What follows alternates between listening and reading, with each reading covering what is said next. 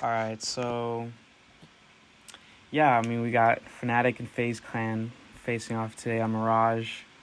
It's pretty okay map, I would say. In my experience, I always thought Mirage was pretty T-sided. Like the terrorists always have I feel like an easier time getting to whatever side. I mean, they're pushing pretty hard on B side right now, so. Oh yeah.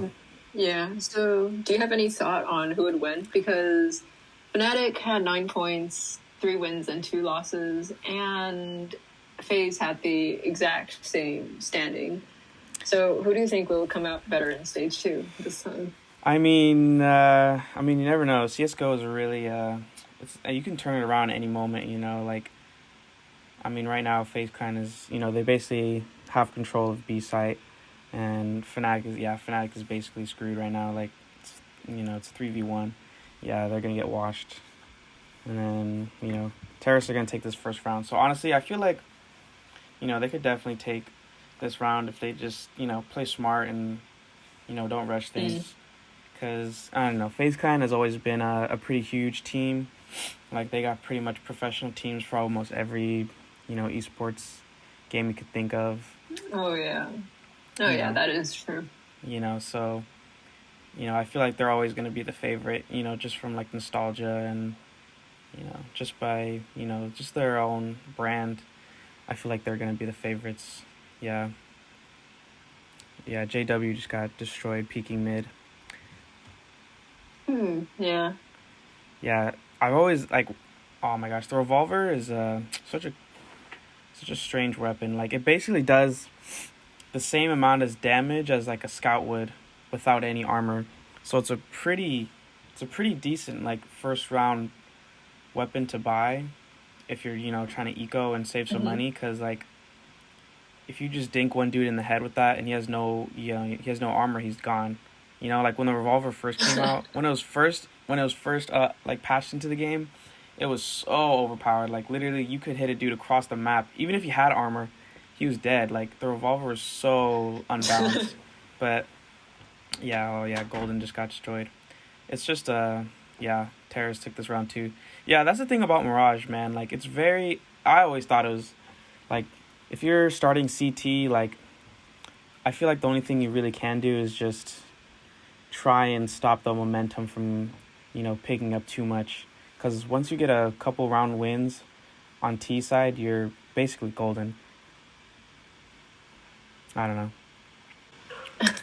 What makes this game so interesting is that it's really based on like the team play, and like the team members have to come into this ready to like communicate in order to like combat opposing team players, and definitely like, kind of consolidate their strategies and like make a certain play style that matches the play style of a team. So I feel like each team kind of has their own identity. But do you guys have any ideas on like these teams' play styles? Like, if one is better than the other, if they're super distinct from each other? Or because Jordan did talk about, like, before we started to stream, about how even without like very complex superpowers or whatever, this means that their skills are. That's what shows, I'm not sure. Yes. Yeah, no, I totally get what you're saying. Much so. Yeah, I totally get what you're saying. It's just kind of like, so it's not like, yeah, definitely what you were saying. It's like there's no special abilities, there's no like, crazy, flying or, one-hit kill knives or, giant ray beams falling from the sky. It's just you and the game, really. Like, it's super bare bones if you really like look at it as a whole game. And I think that's why it kind of has that big following, just because it's not very hard to learn how to play. Like, if you kind of look at League or Overwatch or Valorant, when you first start playing, it can be overwhelming, because there's just so much crap to learn. But CS:GO is just... Well, this game just won't die, and for good reasons, as the comment says. Yeah, I mean, I've had conversations about that with some of my friends about, CS:GO. There's so many games. Well, there's not so many, but Valorant is definitely, it's a very similar, gameplay style to CS:GO, and it definitely, has some heavy influences from CS:GO, and I definitely don't think it's gonna kill CS:GO. Like, I feel like this game is always gonna have a place, um, in esports, just because it's kind of like almost like, I feel like it's almost like the baseball of esports. Like, it's just been around for so long, and it's just like Yeah, it's just it's like a a classic almost. classic at this point. Exactly. I don't know, but all right, we're going on Interesting. round 'Cause four. I know it originally started as like Go ahead. What were you gonna say? it's kind of interesting that it's like developed. Oh, since it's kind of interesting that it's developed into like this like kind of like a e-sport because Mhm. it originally started off as the leisure Mhm. gameplay and it kind of developed into this like professional competitive Mhm. Yeah. form of play. I feel like it's pretty interesting. Yeah, definitely. I mean, that's the thing about esports, man. Like, it's crazy how these games started off as just a few friends getting together on LAN parties and just having fun and just gaming around, playing around, and then it just exploded into these huge mega events. Like, some of these esports guys can rival like the salaries of some professional sports players. Like Mm. like I remember in like 2016 when like the first ever like Fortnite like professional match was held. Though the first place winner took home like $3 million. Like, that's insane.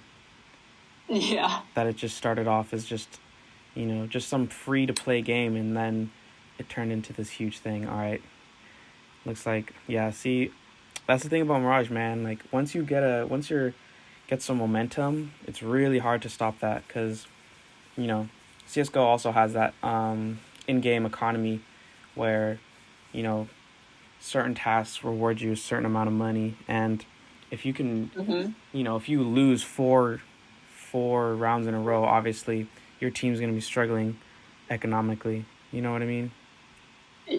Yeah. Yeah, I get what you're saying. What was the prize pool for season 11 again? I'm not Was it I'm not sure, but probably it's probably up there, man. CS:GO has a huge amount of sponsors, and like, it's not even just like CS:GO is one of those games where it's like it's pretty popular worldwide. Like, it's not just like in the U.S. It's popular in Europe, like mm-hmm. most parts of Europe, and some parts of Asia, definitely in America. Like, there's pro teams from Brazil and Central America, and like there's professional teams all over the world, and it's just gotten so huge. It's kind of crazy. Right, yeah, you're right. I only know like the first place has 175,000 USD, but I'm not sure about the entirety of it. Maybe I'll check it out later. Anyways. Yeah. But yeah, see, all right, Fnatic finally takes a round, trying to slow up the momentum of the match. I think now that they got some, slow the momentum and maybe push back a little bit. Looks like Terrace are trying to go through mid, maybe take B site. No, it looks like they're going through apartments. Oh, it looks like a slow push.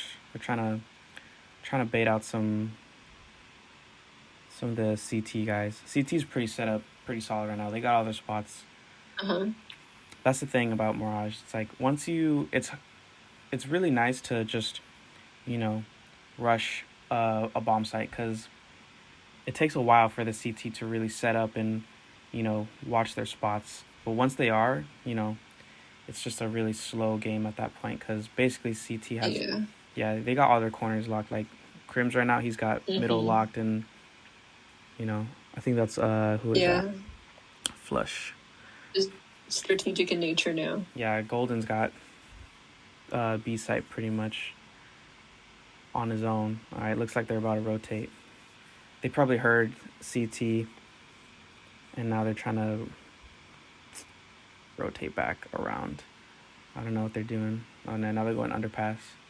They're probably gonna go underpass to A site, but Crims is probably gonna. Oh, yeah, Crims is probably gonna Yeah, he's gonna get destroyed. But yeah, dude. How the players choose teams, because I know that has like a lot to go into it in these sports, like making a match and like having the ability to like practice at like certain times and like afford travel to like be able to practice in team. So do you guys know anything about how these teams kind of came to be or formed? Yeah, I mean, I know a lot of it's it's literally like a professional sport, man. Like they recruit, guys and from small tournaments, and it's really interesting how some of these guys get on the pro teams. Like they usually are, YouTubers or streamers, or they already have a small following, and they participate in amateur tournaments and they get spotted, probably by teams team captain or a recruiter, and then they just get introduced to the team and they hold tryouts, and then they form a team, and they usually have six or seven guys, like five starters, and then like one or two backups, and then a coach. And it's really interesting though, just how some of these guys get on these teams. It seems it's literally like getting a scholarship almost to a D1 school. It's just these guys are the cream of the crop, and they grind for hours, playing games for 10-15 hours a day. It's pretty insane. Yeah,